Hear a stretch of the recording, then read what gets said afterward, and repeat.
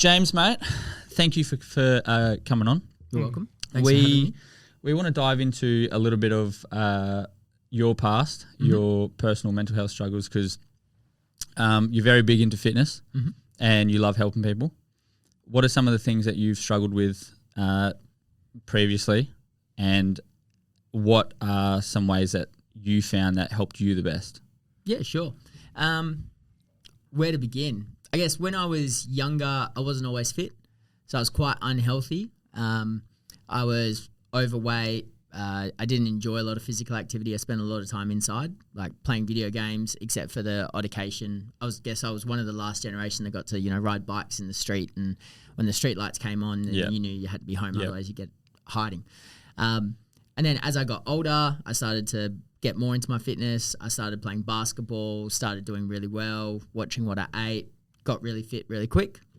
From there, I studied personal training. That was back in 2004, I think it was now. So going on a little bit. I know, showing my age. This dude's close. Well, you're a year off 40. Yeah. Or less now. February baby. So February baby. 39 at the moment. But so I studied that. That was back when you had to actually go to TAFE, and it took a year to get your personal training degree, as opposed to now you can get it in like a 4-week course. Do it online or something. Yeah, you can do it online and stuff like that. But you actually had to go full time, study, work with people. It's quite in depth. So I did that, and then I started working in a gym. And as you do, you're hot-headed. You go in and you think you know everything about fitness and health, and you start getting clients, and you have no idea what you're actually doing. But in your head, you're like, this is all that works, And then from there, I stepped away from that. I was working in sales, like working in management for different companies, etc. Left that, then got a partner, got into a relationship, and then not shortly after, but during that relationship, I started to struggle with my mental health. I'd taken on a role at a job I wasn't really interested in. So I was doing something I wasn't interested in, but it was starting to generate a lot of money. And when you start getting a lot of money coming in, all of a sudden it doesn't matter to you, because you're like, oh, well, I've got all this money. Yep. And everyone says, it's the formula for success. You find a partner, you get a good job, you start earning, ridiculous amounts of money, you buy a house, 2.5 kids and a dog and a cat, and that's it. But for me, that wasn't it. And the more and more that I did it, the more and more I became unhappy. And you start looking for different ways to dissociate, or different things that you can do to try and make yourself feel better, whether that's spending money on things or partying or all that kind of stuff. And just slowly, you just deteriorate into a point where you look at your life and you're excited for the times where you're going to do something stupid, because it breaks you out of that mindset of, hey, what am I doing with my life? How can I distract myself? I'm really looking forward to this. Why? Because that distracts me from the shit show that you create. From there, I ended up having a mental break. And it was at that moment that I actually attempted to take my own life. The only thing that I kind of remember about the situation was waking up in an ambulance and then in a hospital, which was really quite a scary moment, because regardless of the outcome, you've still taken those steps to get there.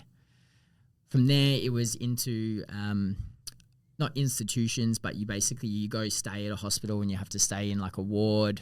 They monitor you, all that kind of stuff. They send you to counselling and etc. and put you on medication. And that's the first thing that they do. From there, you go back to try and, go back to your normal life. Because once you've been there, the next step is, okay, well, now we got to get you back outside, get you back to living. But you're going back into a similar situation that you're in before. You're going back into this toxic life, and things don't get better. You just think that they are better, because everyone's telling you that they're better. They put you on medication, and we can go into that later. But one of the things that I found throughout the whole process is, unless you have a purpose and unless you are happy with what you're doing, the motives, the intentions, and the actions towards reaching that purpose, you're never going to find that joy. You're never going to find that fulfillment, and you're always going to look for ways to distract you from what it is you're creating in your own life. A lot of people will latch on to other people. They'll, find friends that are doing well and they'll latch onto them and they'll try and, I guess, eat off their success. They'll eat off their energy, eat off their joy, look for direction from them. But it's not until you actually look at your own life and go, am I progressing in the way that I want to progress? Am I moving towards the things that I want to move? Or am I still choosing things that are destroying me? That's amazing. Tell you what, you're very knowledgeable. It's this. Yeah. Thank you. It's it's when you hear someone say that they've tried to commit, it genuinely just puts me in like it just fucking makes me so sad because people shouldn't be feeling like that. But I mean, you can't really, if you don't have anyone around you to pull you up on it, like the only thing you know is that. So yeah, I'm glad you're still here. Thank you. I'm glad that it didn't work, but how are you doing mentally now? Mentally, I'm really good now. Yeah. So there's a lot of different things that I've implemented into my life to try and get me to the place that I'm at now. And the first thing is realizing that the environment you're in plays such a massive role into the shape or outcome of who you're going to be. And it's like they say, like, you've got to go into the room even before you're ready. You don't wait for someone to invite you into the room. You don't become friends with someone who's in the room so you get invited into the room. You've got to go into that room yourself. And until you make those steps and go, I'm not going to do this anymore. I'm not going to live this way anymore. I'm going to do this. Nothing else will change, but nothing changes until you've done that step either. So it's not preparing yourself to get into that room. It's getting into that room and going, now I'm going to do all of these things. That solidifies why I should be there. Yep. And so, yeah, it's kind of like people who read a lot of books about a subject think that they become an expert in that subject. But it's not until you've lived that subject. It's not until you've lived those experiences that you can become an expert in it. Like you would talk about health and fitness, for example. You can read as many books as you want on health and fitness, but it doesn't mean that you have any right to be able to tell someone what they should or shouldn't be doing for the health of their body. Yeah.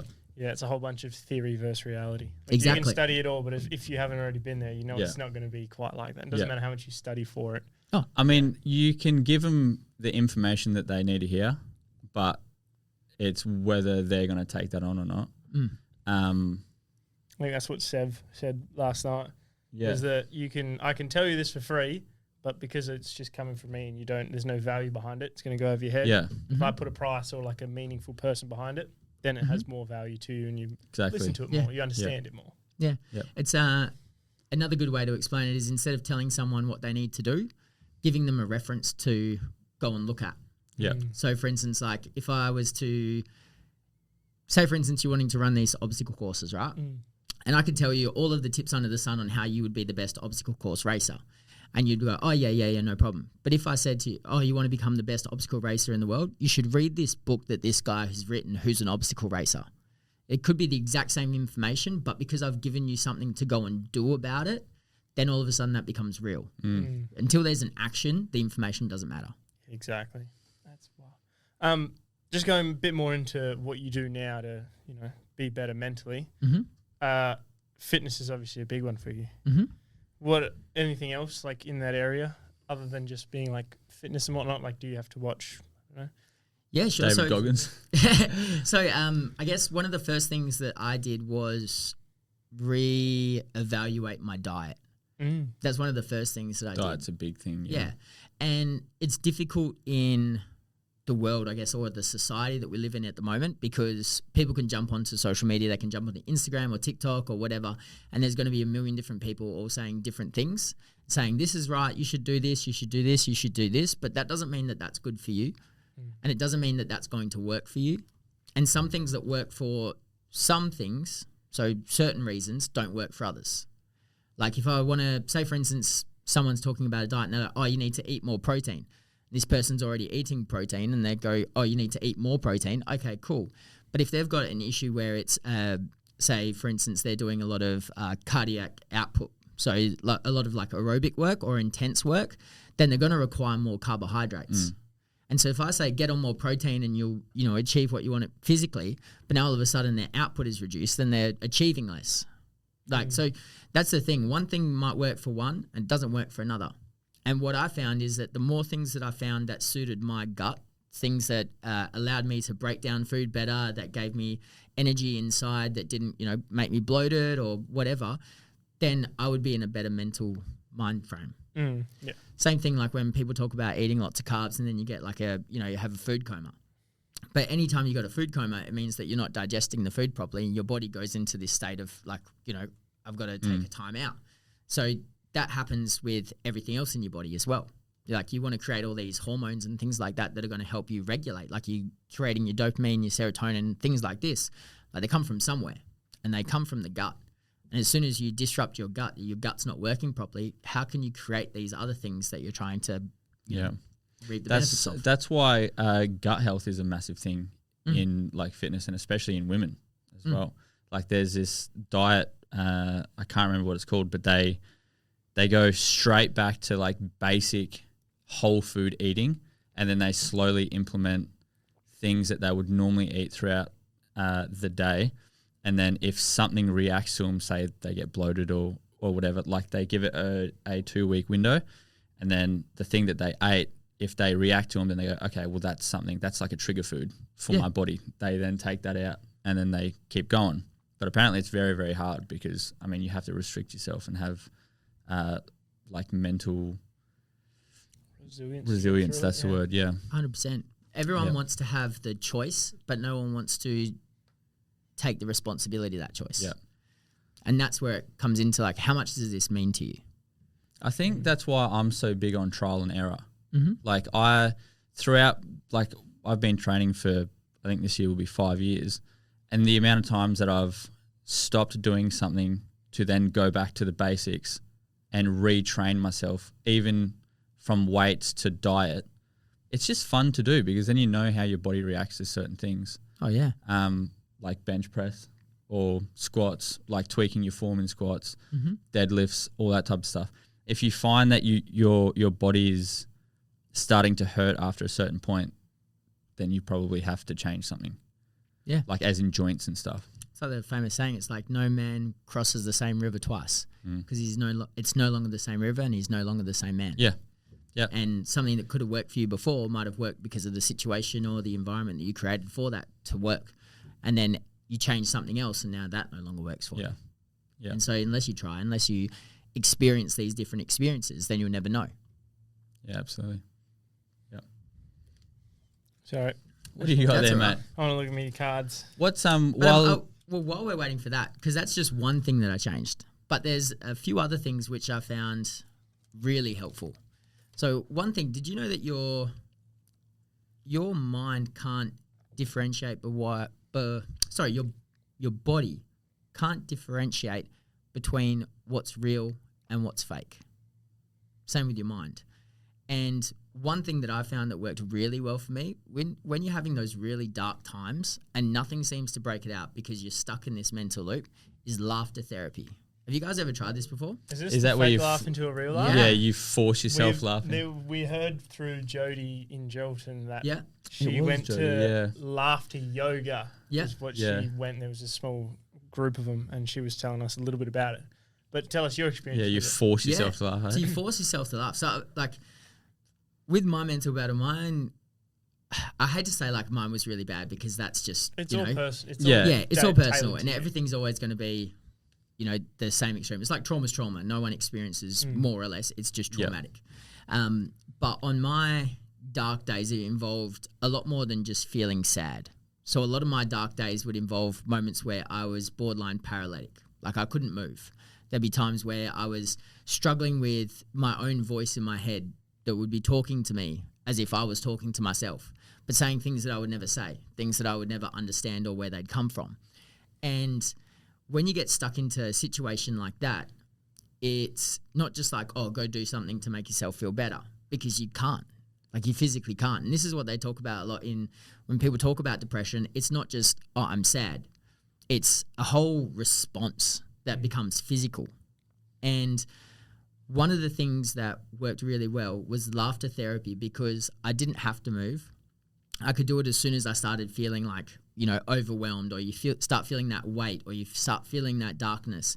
And as soon as you start doing that, it's hard to be able to concentrate on anything else. Like, your whole body is involved when you laugh. And as soon as you start doing it and you start laughing and you go, this is stupid, and you keep doing it, and then you laugh because it's stupid.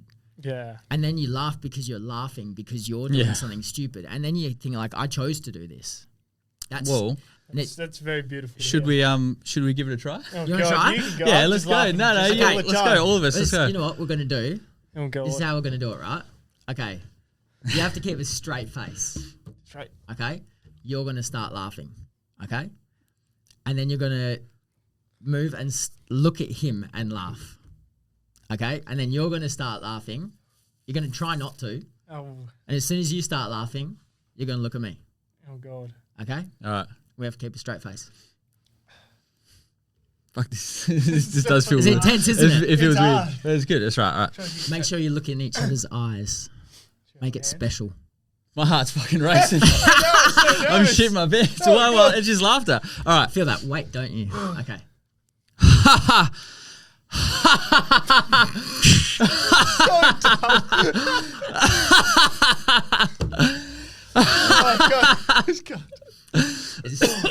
Sarah, babe. You can't keep a straight face. Yeah, that's fucking impossible. And how good do you feel right now? I'm shitting my pants. Yeah, for but some reason still. but still funny, isn't you it? feel good, yeah. Yeah. I feel like laughter yoga would be something different. I feel like laughter pole dancing would be something. The reason being You're is hooked on really this loves pole it. dancing the thing. reason being is because the amount of times we looked at each other and just fucking bursted out laughing. Yeah. It's because one of those, it's when you put yourself in that moment of, oh shit, I'm doing something really like out of Yeah. my comfort, and you go, Yeah. and you look over and you see him. Yeah. We were looking at each other and went, he's just as bad as me. Yeah, it was just, and I think the reason why I keep going back to that pole dancing thing is because no one will go out of their way willingly to do fucking pole dancing. And the fact that two dudes that go to the gym wore red and yellow tight pants and did pole dancing is funny. Yeah. Is fucking hilarious. And you know what? It's funny to you, but there'll be someone else out there who'd be like, oh, yeah, you go. Like, empowerment, Yeah. you know? Yeah. And it's only because of your lived experience that's hilarious. Yeah. Yeah. And that's what makes, I guess, laughter therapy so important and so powerful, is because it's your lived experience. If you saw someone else doing that and you were just like flicking through Netflix or whatever, you saw someone just laughing for no reason, you'd be like, boring. Like, Yeah. skip this. Yeah. But it's because of your lived experience. And it's the same thing, like setting this scenario where we all have to look at each other in the eyes Fucking and laugh. do it. And you feel that like, oh my God, you start feeling like anxious. Yeah. And then you start doing it and all of a sudden you're like, I'm not anxious, like I'm laughing. Yeah. Yeah, it brings you back to the moment, doesn't it? I think it also goes back to like the whole judgment thing, because like if someone's going to tell you to do something and then you start doing it and they sit there and go, why the fuck are you laughing? You're just like instantly going to feel like a fucking idiot. Yeah. It was fun though. It was. Didn't take long for you to laugh.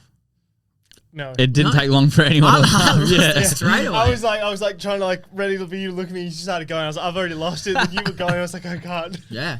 But you know what makes that even more interesting, like that little experiment there, is it's the anticipation. Because you didn't start laughing because he was laughing. You were laughing because you knew he was about to keep laughing for no reason. Yeah. And so you lose it straight away. Yeah. And it's the same thing. We develop these stories. We tell ourselves these stories in our mind and we anticipate it. And then we have a response based on that anticipation. Like if we said like we're going to do something terrible, you know, something horrific, then your anticipation for that event would be completely different. And if I didn't tell you we're going to do something horrific and then you rock up and it is horrific, now all of a sudden, okay, what's going on? Yeah. But it's because you build up that story, you constantly tell yourself this story, that when you arrive at that moment, at the pinnacle of that story, that anticipation is what drives it.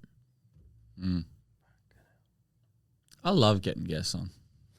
Good. Knowledgeable We guest. just learn so much. I love to talk. What can I say? It's You're good at it. It's very knowledgeable. Thank you. I mean, everyone that we get on is very good at talking. Yeah, we're just sitting here like, wow. Oh my god. No, it's just- So I want to dive a little bit more into the attempt, if you're all right with that. what was going through your mind at the time of trying? Like, obviously it was, I want it to be over. Yep. Like what was going through your mind before, and then what was going through your mind after, like realizing that you were in that ambulance? Yeah. So I had an argument with my partner at the time, something that I couldn't believe, something that I couldn't comprehend.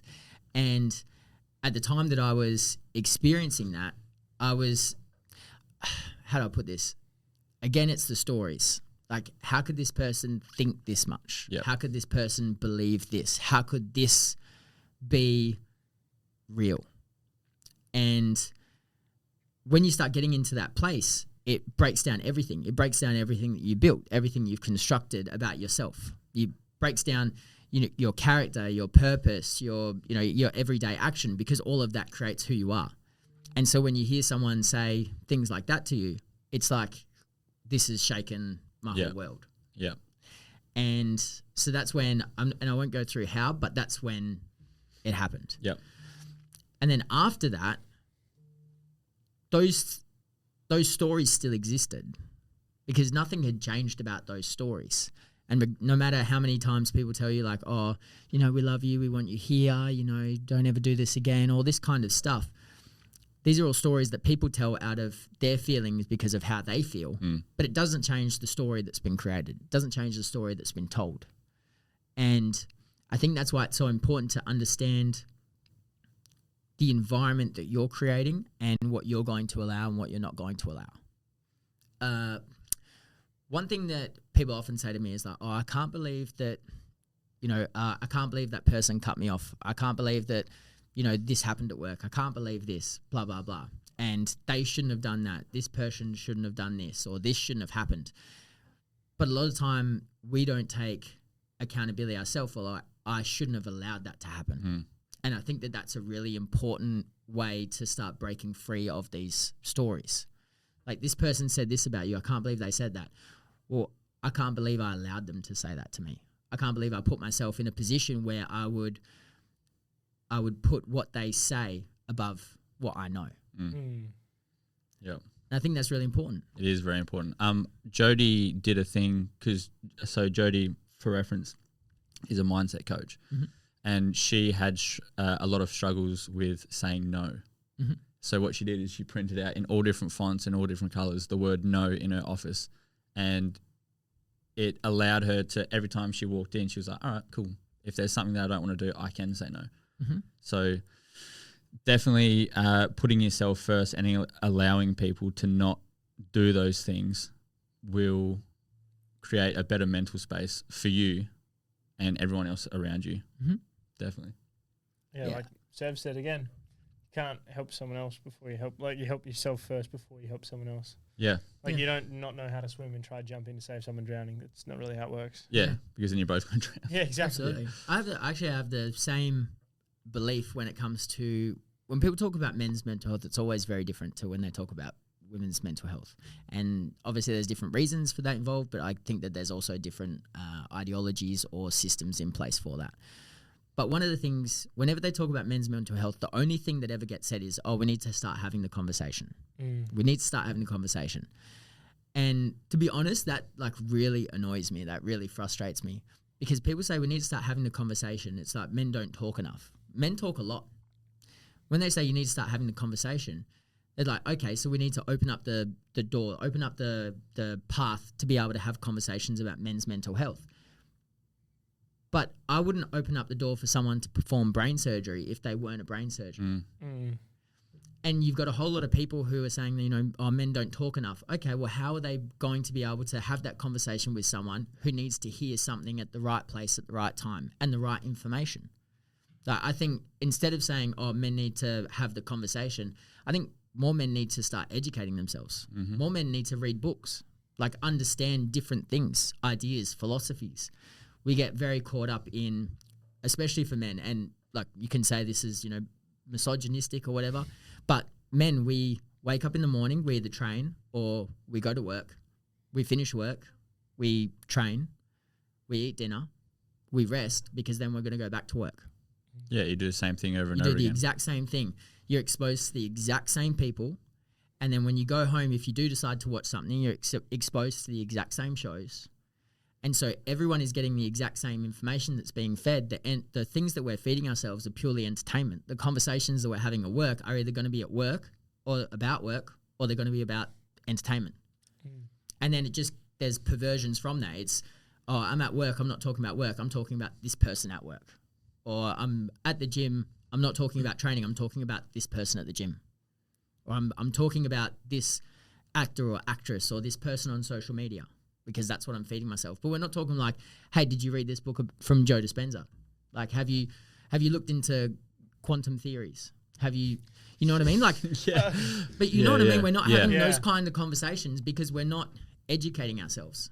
And so it gets into a point where, say, for instance, if you're having a dark time and it's like, I've got to talk to you because I can see that there's something wrong. What am I going to say? I'm going to say, oh, you'll get through it. Cheers. Yeah. Thanks, man. Thanks, mate. Teaspoon of cement. That sounds tough. Yeah, I'm here for you. How are you here for me? You know, oh, you can call me at any time. Can I? Like, is your phone on Do Not Disturb at night? Like at 3 a.m. when I'm like on the edge of the cliff and I need to call someone, your phone's on Do Not Disturb, but you're not there? Like, we need to start educating ourselves. And this is probably something I put out to everyone, like, read more books. Set yourself a goal. Doesn't have to be like, you know, read 100 books in a year. It could be like, read 10 pages every day or every 2 days of something that's worth reading, something that you can share to someone else. I think men definitely need to get out of their comfort zones, or even just get out of their fucking routine. Because, we just do the same thing over and over and over again, and then it just starts building up, and then you don't know what to do. Yeah. And then when you try and turn towards someone and go, hey, I'm struggling, they go, men actually in particular, they just get awkward, and then it just becomes an awkward situation until they're drunk, and then everything just unpiles onto like everyone else. Just dumps onto someone else. Yeah. And there's no way that you can work to fix that. Yeah. You know? It's like you leave out a little bit of rubbish, you can put a little bit away. But empty out a truck on someone, where are you going to start? Where are you going to begin? Yeah. Yeah, absolutely. Yeah. And I think it's the same like when you're talking about going to the gym. You lift weights, you do that repetitively every day, you're going to build muscle. And over a long period of time, you're going to build a lot of muscle. But if you don't lift weights for a long period of time, you're going to lose muscle and you're going to keep losing it. And it's the same thing. We get so caught up into the exact same day over and over and over that we're repetitively reinforcing these things. The conversations that we're having, gossip, lies, all this kind of stuff, we're reinforcing that to a point where that's all we know. And so you don't have anything else to share. So if you have someone who's going through a tough time, what can you share them? Like, what can you share with them except for the same stuff that you've repetitively done and reinforced? My God. So I guess the point of that, read more, good. Yeah, educate more. Yeah, absolutely. It is a very, very good point, because when we spoke to Jody, I said that like imposter syndrome is like a big thing with me, because I'm not educated enough to have a mental health thing. And she was like, you could be more educated than most people who have done or read, because you've sat down and you spoke with people and you've heard people's stories that allows, like Adam, for instance, when he called me and he was like struggling. Because we've spoken to heaps of people and people who have been through like similar situations, I was able to speak to him and give him the right information instead of just going, oh, damn, man, I'm sorry, bro. Like, you're like 400 Ks away. I don't know what to do. I was able to sit on the phone with him for 20 minutes to like a half an hour and speak through the things that he's going through and give him solutions instead of just going, have a fucking teaspoon of cement. Yeah. Like most blokes here, especially when they're kids. Goddamn, very inspirational stuff. What do you got there, Matt? Actually, another question. I don't even know why I need them. Yeah. How did you get into PTing? I'm just out of curiosity, like through this, because 20 years is a long time to be. Yeah. So again, going back to the beginning, so I was unhealthy, started to get fitter, studied personal training. Actually, when I went to high school, I wanted to be a graphic designer because I thought that was cool. And I didn't enjoy math. Like I didn't enjoy it. Whether or not that's the circumstances or the environment that I was trying to learn it in, but whatever was being delivered, I wasn't interested. And so then I was like, what do I actually want to do? And I was like, well, I want to help people to become fitter and healthier and help myself as well. So I wanted to expand my own knowledge. So that's why I decided that I'd go to TAFE. And I think at the time it was called Sports and Conditioning or something like that. And there was something else. So I studied that. And then after I studied that, I went to work at a gym. And again, going in hot-headed, you think you know everything, etc. But when you go onto the gym floor for the first time as a personal trainer, especially at that age, a lot of those people don't want to listen to what you have to say because they've, again, been in a repetitive cycle where they're doing the exact same thing. They think that they're getting the results. They think that, you know, they know more than you do. And so a lot of them don't want to listen. So then it becomes a point of you got to prove yourself. You've got to be able to do something physically better than someone else, and then they'll listen to you on how they can achieve it. That sounds like you. You know, it's the same thing. Like, why would you take advice from someone who's never been there? Mm-hmm. Like, why would you take holiday advice on a trip that you want to take from someone who's never gone overseas? Yeah. Like, it doesn't make any sense. Yep. And so then I got more into my training, and I really enjoyed my training, and I didn't enjoy having clients that couldn't be compliant. Like you give them a program or you give them some, you know, nutritional tips or whatever it is that you wanted to do, and then they just wouldn't do it. And I was like, what's the point? So from there, I started just training personal trainers who wanted to be able to achieve the things that I could do physically. And I really enjoyed that. But then after that, I was like, well, I need to earn a living, you know? And when you start off as a personal trainer, it's not like now where you got online courses and you've got all the, you know, access to different things that we do now, all the information, especially with social media. Then there wasn't. And so you'd go to like these, I guess, conferences one day or whatever to upskill and stuff. And a lot of them were just useless. It's like you do a day one on boxing and all of a sudden you become a boxing coach. And it's like, this is ridiculous, you know? Yeah. And you look around and you're like, well, I would never let this person train me, but this person's got the same qualification now, you know? So after that, I decided that I'd go away from training for a while. I started, you know, doing other jobs, again, management, sales, etc. And it wasn't until, and I won't say it because of community guidelines, but there was a thing that came through that kind of shut down a lot of stuff. And I refused to take part in that. And so I lost my job at the time. So I got made redundant. I couldn't work. It was a good, I think, 12 months of not being able to get a job because I just didn't want to do that. And then I managed to get another job, and it was working as like in sales again. And then the same thing came through. It was like, you have to do this, you have to do that. And I just refused. I was like, look, I'm going to stand on my morals on what I believe for myself, not pushing it on to anyone else, but this is how I want to live my life. And again, I'm not going to allow things into my life that are going to pull me away from what my mission, what my goal is. And I started reaching out to different people who are working back in health and fitness, because I was like, I'm spending all this time. It's going to become a destructive time because there's nothing to do. I'm going to end up, you know, back down the same path. And so I joined a group of like fitness professionals that would share different training philosophies and mantras, and there was different goals and education. Started studying flexibility training because I was like, look, I had some experiences where I couldn't do this or couldn't do that. And once I did that, I was like, well, I'm going to become an online coach. So I started taking on online clients, and I was like, look, I really want to get back into like training people in person, because the human connection is something that I think is missing, like the community, and that's how you really reach people. And I was just sitting there and talk about manifestation. I was just sitting there and I was like, look, I want to work with people. I've got to do this. I can't just be sitting at home and, you know, working on a laptop. Got to have skin in the game. And I opened up Facebook, and I never go on Facebook. It's trash.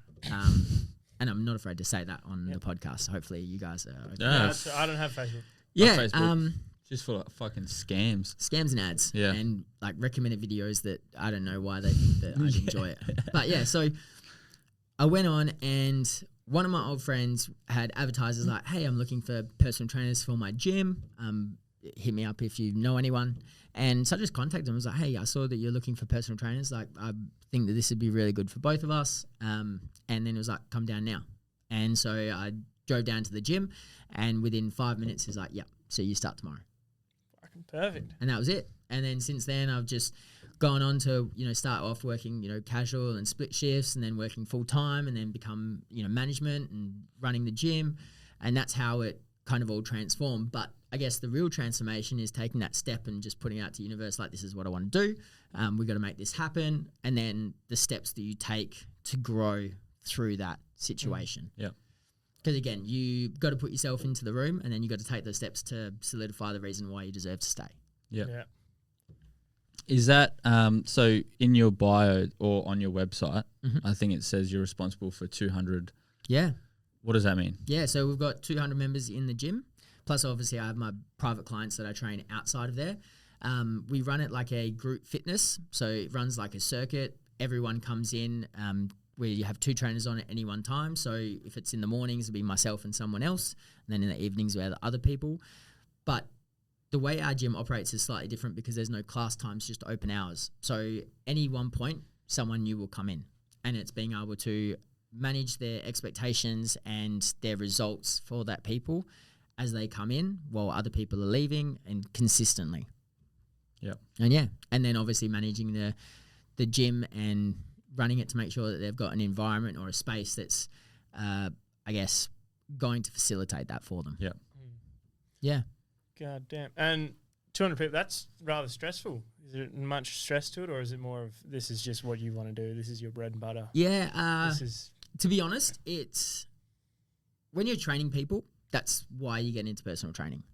And the rest of the job is necessity to be able to do the thing that you love. And I put it the exact same way for other people. Like, if I want to have a good sleep, then I have to make sure that everything I do leading up to going to bed is going to be able to give me that result. If I want to train people, I want to train the amount of people that I do, and I want to be able to achieve the goals and the dreams and everything that they put faith in me, then everything else has to be done. It's a non-negotiable. So I can't just step into the gym and then train someone, oh, yeah, and then as soon as they leave, that's it. All the other work has to be done.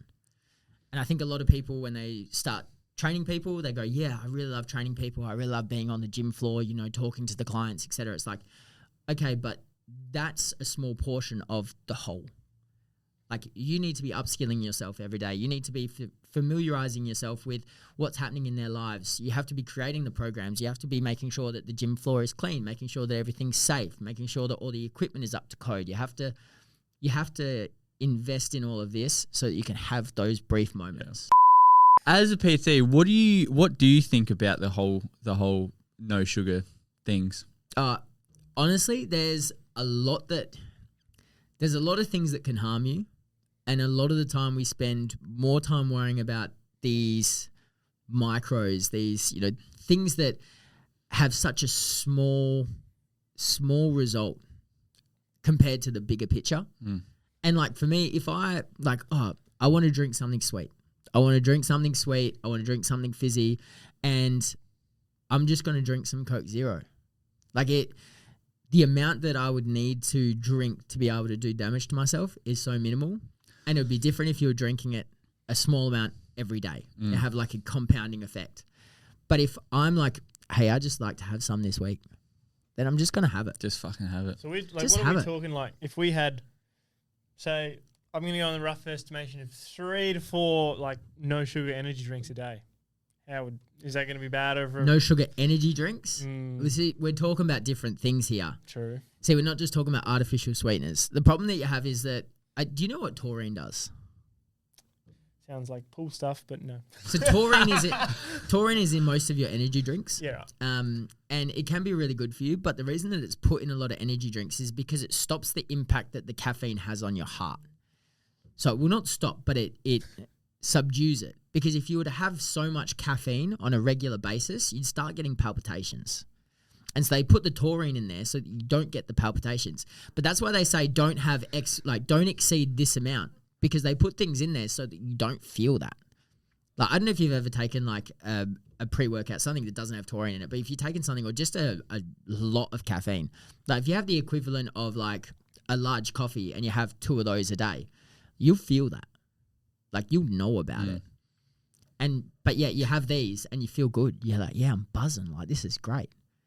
It's because of other things that they put in there so that you don't have those side effects or you don't know those side effects. I would You might say have palpitations. I would say on average I probably have two white monsters a day. Yeah. But that's different. I mean, that's God's juice. Yeah, You're talking, exactly. You said energy drinks. Yeah, You're not white talking monsters. About, you're not white talking monsters. about the waters that flow from heaven. The goat. The fucking goat drink. Controversial. The orange monster is the best. Have you Whoa. ever had the orange? I actually don't like. Is that the one that tastes like? Is it actually orange or is it like a pinkish? No.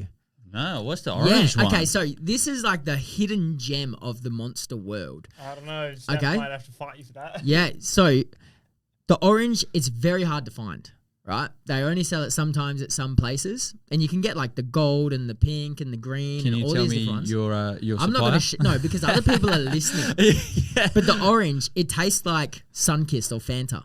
Ooh. Yeah.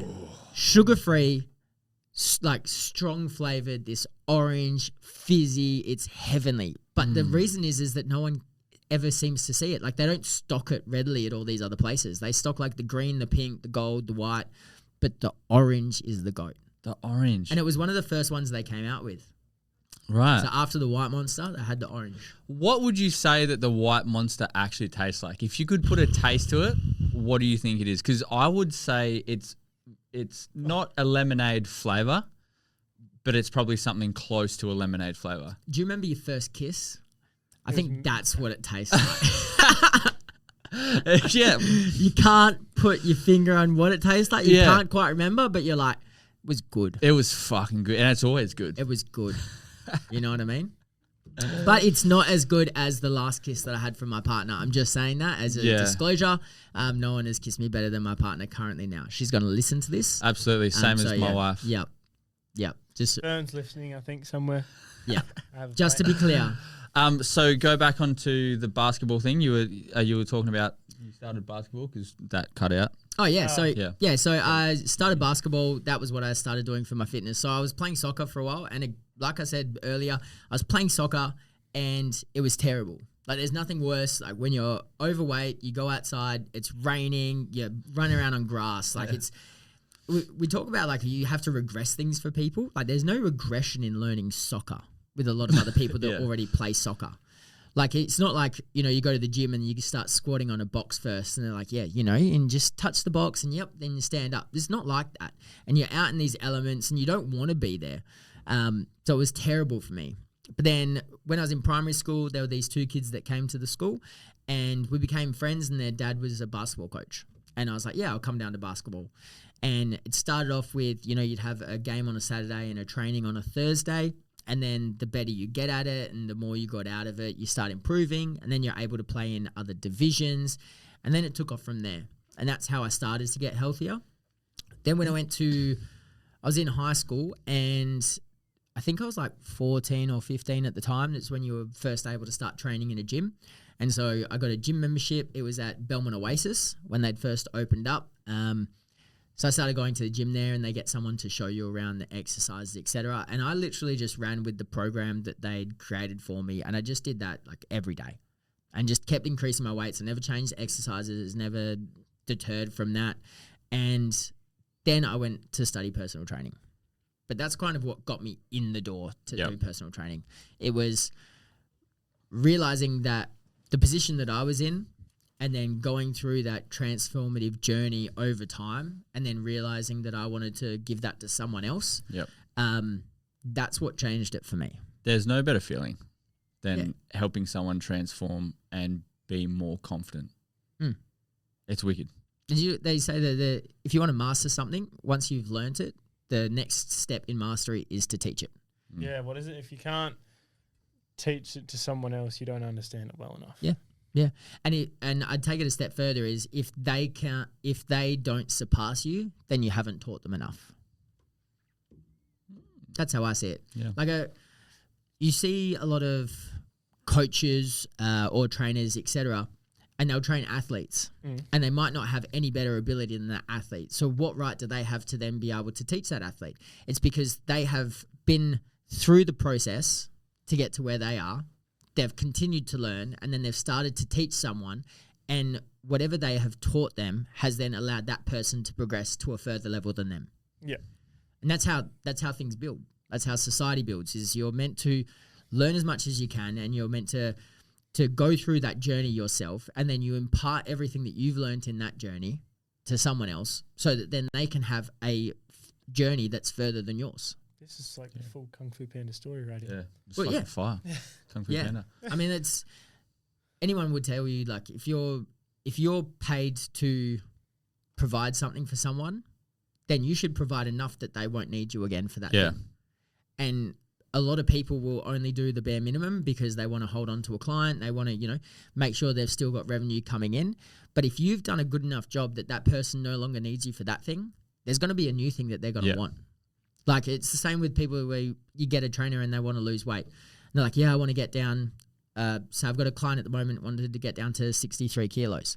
Once I get them down to 63 kilos, that's not the end of the journey. They've got there, but now how do they maintain that? How can I build up the amount of calories that they can consume so they can live a normal life again at that new weight? How do I allow them to be able to do the things that they want to be able to do? Like, it doesn't stop there. It just continues. Yeah.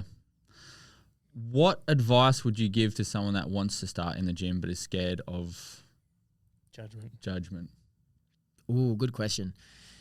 If someone's scared of judgment, the first thing that they need to do is have a deep understanding of why they want to do it. Because with anything, if you want to do something, you have to understand the why. And that why is the thing that helps you to get through those days when you don't feel like it. It's your motivator. It's the motivator. It's like everyone says, like, if you've got a dream, then you have to know why that is your dream. What is your dominant question? Like, if you don't understand that, then it doesn't matter. Because as soon as there becomes a hard day, as soon as there becomes an obstacle to get you to where you need to be, you're not going to move to the next step. It's the same thing with people who want to lose weight, and then they start losing weight, and then one day the scale goes up. It's too hard now. Well, I'm starting to put weight on. This isn't working. Like, you have to mentally prepare for those situations. Yep. So the first bit of advice is to understand why. Whenever I call up someone who wants a prospective, new client, or someone that reaches out to me on Instagram, like, hey, look, I want to work with you. First thing that I'll ask is, what's the reason why you want to do it? Like, I want to lose weight. Why? There has to be a reason. And if someone doesn't have a reason, they don't understand, then it doesn't matter. It's just a feeling. You get some people, for instance, so you get a mum that comes in and they're like, I want to lose some weight. Why do you want to lose weight? Because I feel better if I fit in these jeans. Is that the real reason that you want to lose weight? Like, I had one client for once and because I want to look better in this. I don't like wearing a bathing suit, blah, blah, blah. There was one instance where I found out that their child had turned to them and said, Mum, should you eat this? Like, that weight alone will get you in the gym. Yeah. And that will be more powerful than going, I want to look better in this pair of jeans. Like, you can buy a new pair of jeans. Yeah. Don't wear the jeans, wear some tights. Cool, I've solved that problem. But you can't solve that problem about your child questioning your food choices. So, yeah, understanding the reason why you want to do it, and then finding a way to facilitate you being able to achieve that. So if it's getting them into the gym, so say, for instance, someone's new to the gym, they want to exercise for their mental health. Well, if it's for your mental health, then find a group that you can train with. Find a group of like-minded people. Like, I've got a friend who trains women only, and she does it like small group training. That's fantastic. Like, if you're a female and you want to train and you're scared of going to the gym in a big gym, there's a small group of ladies that are like you that are training together. Fantastic. So sometimes it's just understanding the reason why you really want to do this, and then finding a way to facilitate that. Finding a group. If you want to train solo, get a trainer that's going to be able to help you so that you know exactly what you need to do in the gym to train solo in the gym. Once you find out the reason, once you find out what your objections are, you find out a way to be able to facilitate that experience for yourself. Yep. Yeah. But I think a lot of the time there's so many people that are posting selfies in like these big box commercial gyms, and they going to the gym, and so you're like, oh, well, I want to go to the gym. They don't know why they want to go to the gym. And they like, for some reason they're envious about the person that's taking the photo, and they want to be like that person, but they don't know what that means. That's the scary thing. Yeah. So you want to be at that destination, but you don't want to do the journey. Or Yeah. you don't know how the journey's going to be, which is supposed to be the bit that you want to do. Yeah. 100%. I've got when you work in the industry for long enough, you realize that there's a whole lot more to the industry than meets the eye. And one of the things when we talk about body image and you know people talk about like editing photos and videos and all this kind of stuff, you get some people who go, "Oh, I wish I had a body like this person." And I'll use this one for an example. You get people to say, "Oh, I want to have, you know, a flat tummy like this girl, and I want to have the, you know, the glutes like she does. You know, I want to look like that." And everyone's posing in yoga pants that are literally designed to make the glutes look better. And when you try to explain, you know that everyone deposits fats in different areas. Some people have it more on, you know, the upper body. Some people have it on the back. Some people have it around the stomach. Some people have it on the thighs, on the hips. You've got this whole group of girls that are, you know, sticking out their butt on Instagram and taking these photos in these yoga pants. But if they ever had to do that unedited in a pair of, you know, bikini or whatever, and they did that, you would see that it's completely different to what you believed it to be. Like, have you ever been to a bodybuilding competition and you see guys get up there that are bodybuilders and they're flexing and stuff like that, and you see the glutes and you see lines, the striations on the glutes, because the muscle's so big and they're so lean. And you've got these other girls that are storing all of their fat in their thighs and their hips so they don't store it on the stomach. And so you've got women who are like, "Oh, I wish I had a flat tummy like her and big glutes like that." It's like, that's just where she stores her fat. Yeah. Exactly. Like, you jump on, you know, get a body scan done or get the calipers out. She's probably got the same amount of fat on her body. It's just she's storing it somewhere else. And at the moment, that is what everyone wants. You know, when I was growing up, no one wanted a butt. Like, in Hollywood, there was no women that had butt. Everything was like, you know, slim. Like, that was the goal, was to have none. I've still got clients now who are like, "I don't want a butt." And you've got these other girls that are being glorified for having it. And it's just different places that people store fat. And so, yeah, you get a lot of people that come into the gym, a lot of clients that have a goal that they want to achieve. They see someone else and they're like, "Oh, I want to be like that. I want to be like this." It's like, why? What's the actual reason? The reason has to be, I think there was, so did you know Mike Israel? Who? Mike Israel. Dr. Mike Israel. Dr. Mike. Yeah, I think Dr. he's Mike. an Instagram guy. Yeah, some big Big bald influencer. fella that's on like steroids and stuff. I was listening to a podcast that he was on, and he said if you have to try and convince yourself to get into the gym, then you probably shouldn't be there. Which I think is strong, but yeah, it's one of those things. You'll like the journey, not the destination. yeah, it's difficult. Yeah. It's difficult. I think women that struggle with body image, they just need to love themselves and enjoy the journey in the gym instead of looking at other people and going, "I want to be like that. I want to be like her." On today's age, it's rough with how much social media affects Social everyone. media is a killer. Oh, yeah. It's a fucking absolute killer. I mean, I've got big glutes, but I think I'm not, you know what? I'm not. Do you want to show them? no, no, no. I don't want people to be like, "I want to be like him." Oh my goodness. Yeah, it makes it difficult in the age of social media, because the other reason being is that no one has before and afters of themselves when they go through this journey. When you see someone pop up on social media and they're like, "Oh, you know, get like me, get a body like me," you don't see their before. They'll never post it. Yeah, and it'll be some photo that they've had like when they were a kid or when they were, you know, were at their loosest time when they weren't doing anything. It's not like the day that they first started training, or like the 6 months after they first started training, or a year after they first started training. It's not them showing them like the step by step of everything that it took. We both have before and afters. Yeah, I got starting, then first kind of like semi-cut, first bulk, second cut. Which is pretty wild. I went from, I gained... You took the bulk I too did far, bulk man, for a just year saying. and cutted for a year. So I Yeah. bulked up, gained 30 kilos to 110, 111. Yeah. And then cut down over a year, back down to 80 now. Yeah, right. Yeah. Do you know what body fat percentage? I were got down 12? to 12.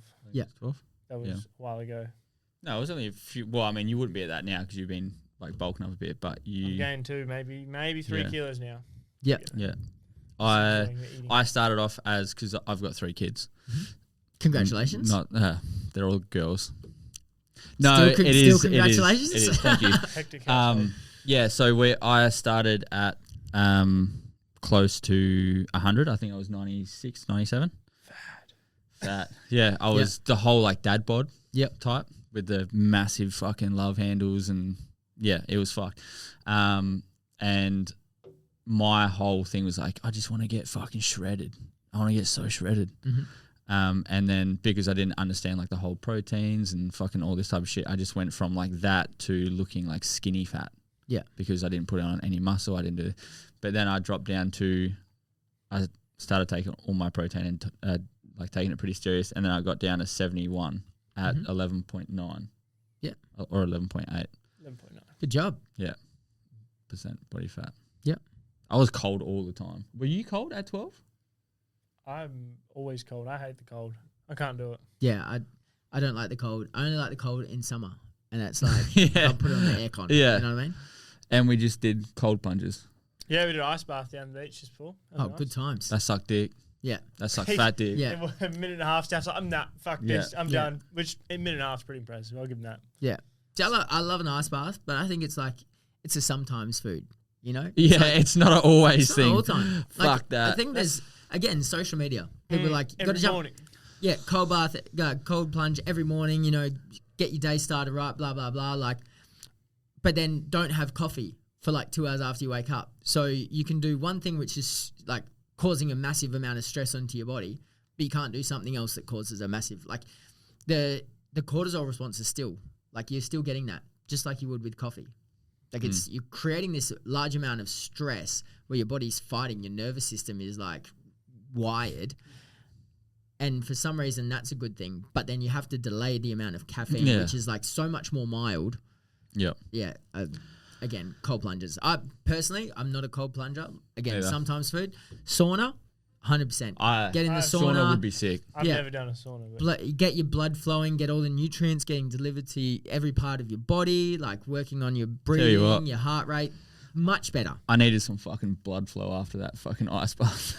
Yeah. Holy it was shit. weird because it was so windy this morning. And like we got out of the cold. The wind was nice. It was warm. The wind was warm, and you're like, "This feels wrong." Yeah, yeah. It was weird. I'm gonna ask a question that a lot of people I think have different answers to. But as a PT, what would you say is the best way to lose fat or lose weight in general? Yeah, just as a general. Yeah, like what is the best way? Because you hear, I'm not gonna say it, but I've got 2 answers. And it might seem very general. The first one is change your habits. And I think that's the biggest overlooked because a lot of people will change their diet, they'll change all these other things and they don't change their habits.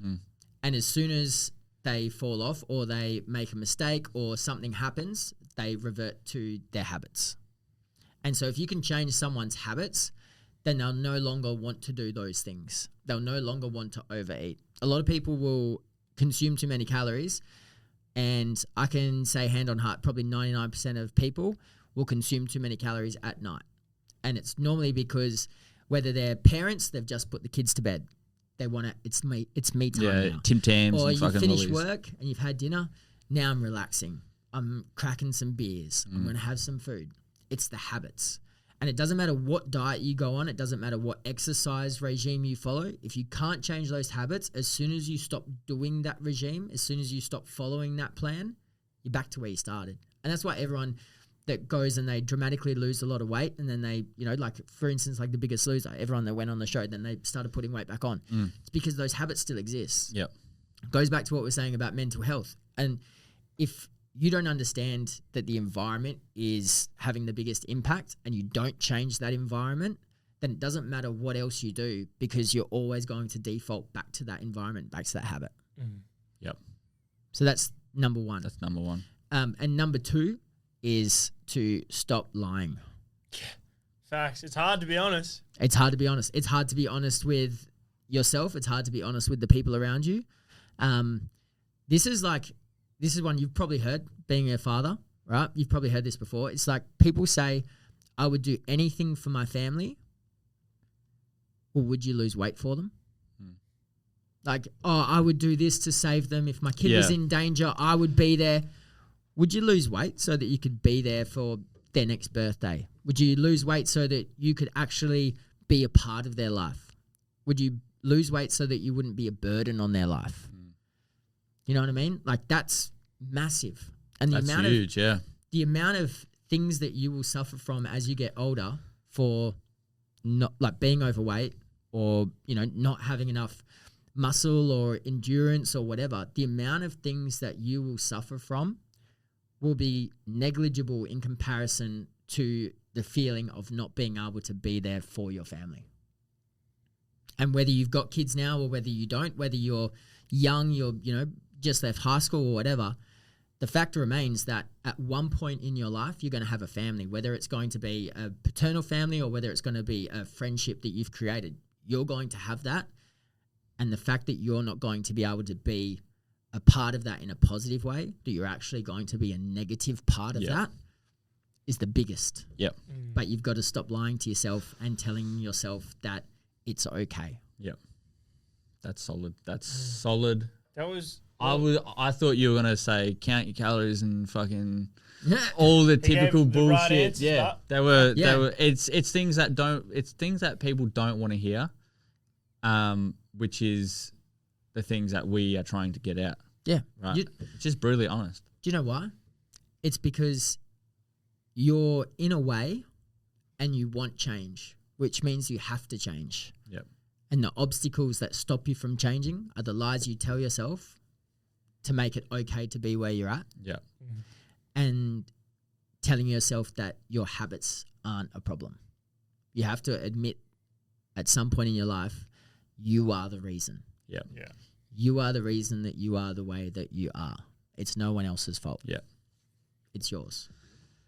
100% facts. All right. Yeah. I have another question. Shoot. We ask everyone the same question and we get, I'd say vaguely maybe one or two the same across the board.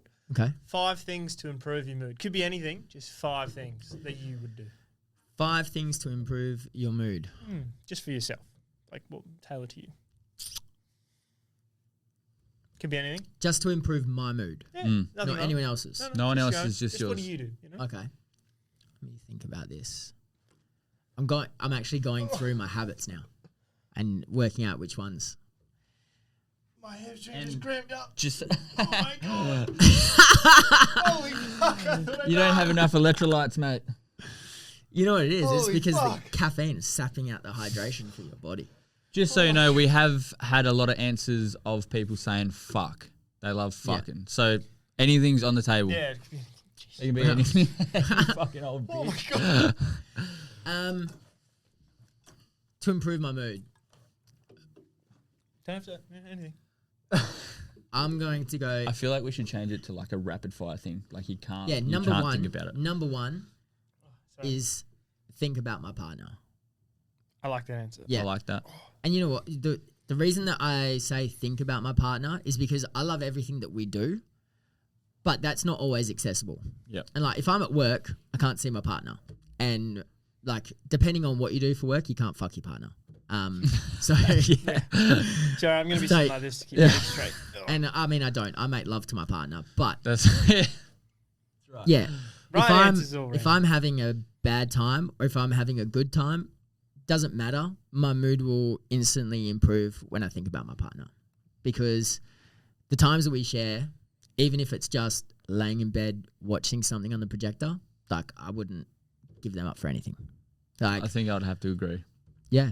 And I think you need to have someone like that in your life. Yeah. I think we're all put on this earth to create community, and that goes from every level, whether that's a society, whether that's a tribe, whether that's a community, whether that's a family, whether that's just a union of 2 people. Yep. We're meant to. Yep. The yin and the yang. Beautiful. So that's number 1. Number 2 would be to go for a run. We did that. That's probably like the opposite. And I don't of think. things not to do. Yeah. And the reason being is because, like, yes, you can get like endorphins and whatever, like you can feel good from going for a run, but if I go for a run, I'm getting outside, I'm seeing something, even if I'm like having a bad mood or whatever, if I go for a run, then I'm taking myself out of a comfortable environment and I'm putting myself somewhere else, and all of a sudden I'm no longer associated with where I was. Yep. So, yeah, I guess go for a run would be the title, but it's just getting myself out of wherever I'm at so that I can have a completely different experience. Yep. So that'd be number Love 2. that. 5 is a lot. Well, I mean, I like to keep things have simple. some water. You can, Nah, that's boring. That's shit. Fuck yeah. water. Yeah, I drink enough water as it is. That's not going to improve my mood. Could be as simple as taking a Coke Zero. You know what? This is gonna. Someone's gonna hit me up on this and be like, "You're so shit." Let's go. Eating something my wife has made.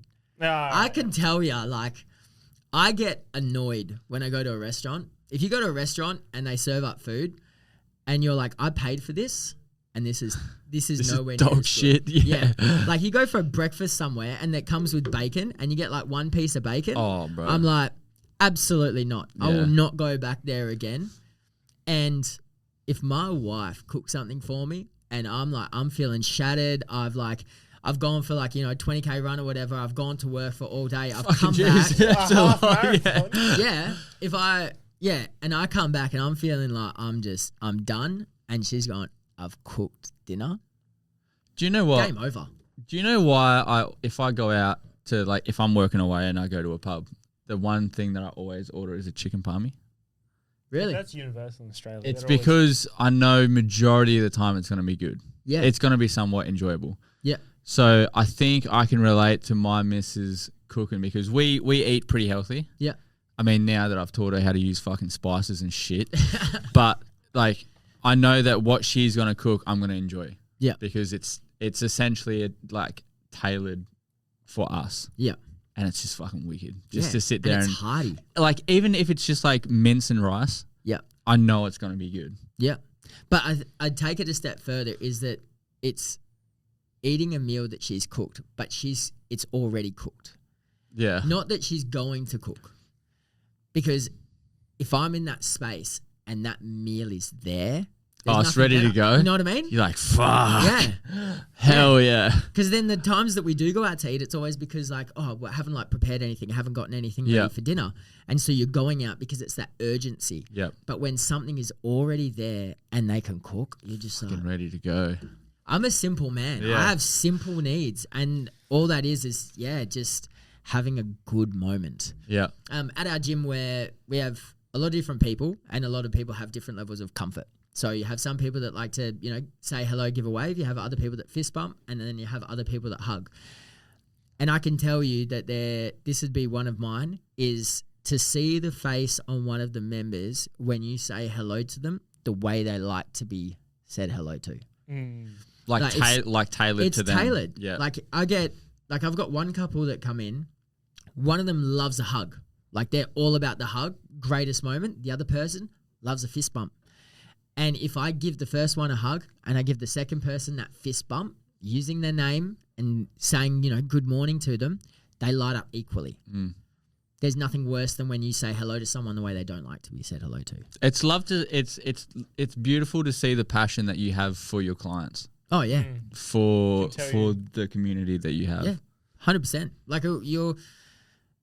You're with these people. It's like a job. When you work a job somewhere, you are going to be with these people for 40 hours a week, whatever, with the employees, the people that you work with are going to become a part of your life.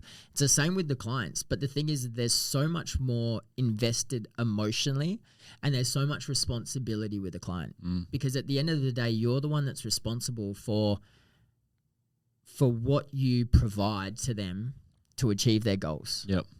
And in personal training, it's not just about having the correct exercises or having the right meal plan. It's having what's right for them and being able to deliver it in a way that's going to be received. Yeah. It's the same thing. You can tell, as we said before, you can tell someone the information, but it's not going to matter to them because there's no value to it until there's a cost. Yep. And yeah, it's exactly the same. Yep. It's a big trust thing. That was 4. We need one more. That's 4. That's 4. Number 5. I can't say anything more about my partner. I got to think of something. I was waiting for something to Yeah, go. I love her. I was gonna make a way. Yeah. The smell of my wife. Yeah. Absolutely. No. Let's think about this. What would be the fifth thing that would improve my mood? You know what? Having a good chat about an irrelevant subject that I have no way of impacting the result. Yeah. Yeah, 100%. Like I was listening to something. It was like the Andromeda theory the other day, and it's basically like if you look up, Yeah, I've actually heard about this. Yeah. yeah, if you look up, and what you see will be completely different to someone else who sees it if they were running past you at the exact same moment when you're both looking up. It'd be days apart.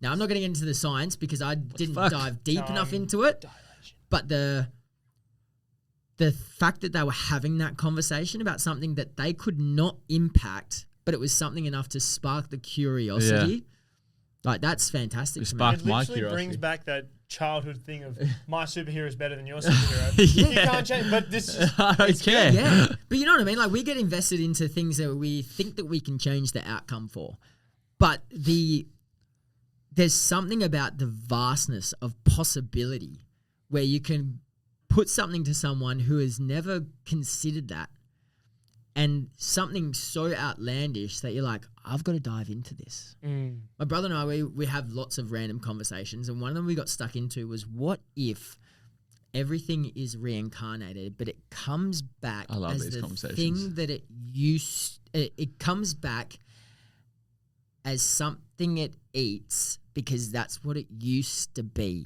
But yeah, conversations about something that you have no impact on or can change the result of. Yeah. Just something so out there, so wild. Beautiful. That is good few.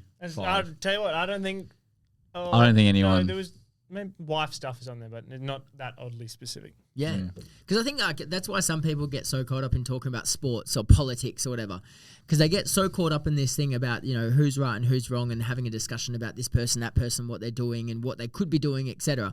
And they have no way of being able to provide a solution for it. Yeah. Like there's no way, you know? I guess we're so hardwired to provide solutions for things. Like that's what we do. I guess, I don't know if you ever heard the concept of like how the masculine speaks versus the feminine speaks and how they understand things differently in context. It's just someone's theory. It's not mine, but it talk about men just want to provide solutions. And so it's the same thing. Like if you ever have a fight with your missus, a lot of the time it's because you just didn't listen. Yeah. You provided a solution to the problem that solves the problem and they don't want that.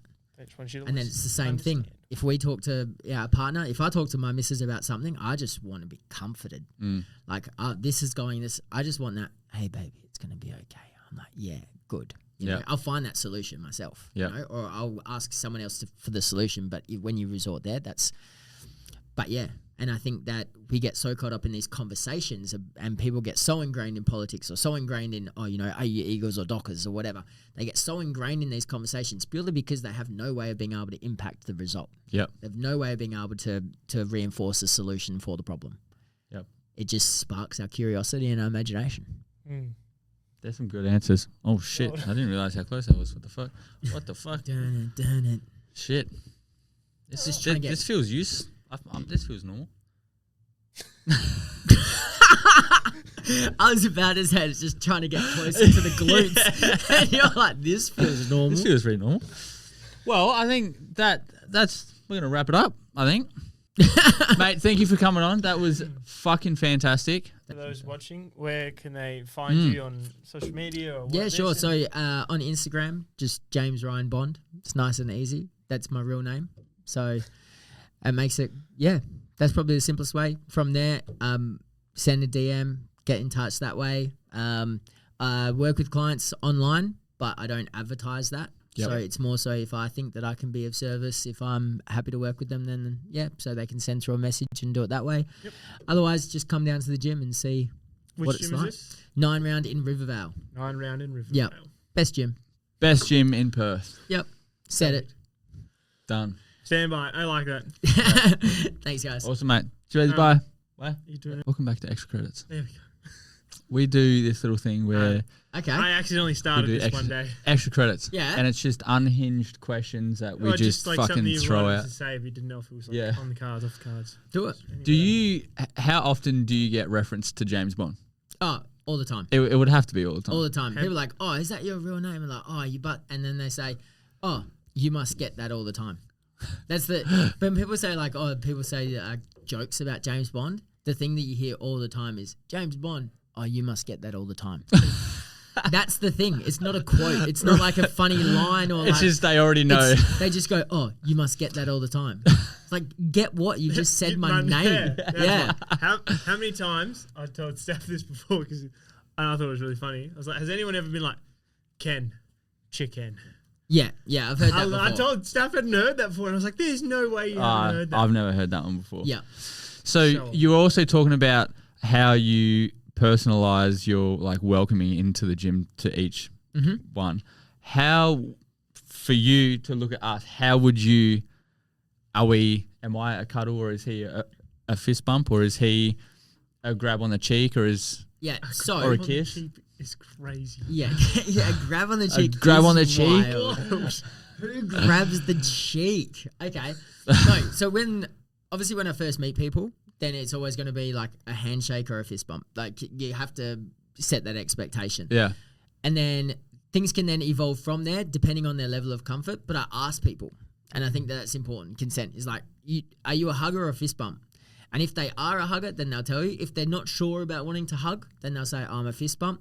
And then that might change, but that's an invitation that then is left there for them to take up. Mm. So if someone said that I'm a fist bumper and they're actually a hugger, it doesn't mean that I would push my agenda onto, oh, well, I'll make you a hugger or whatever, you know what I mean? Like, that's just sus. If you were to assume ours, what would it be?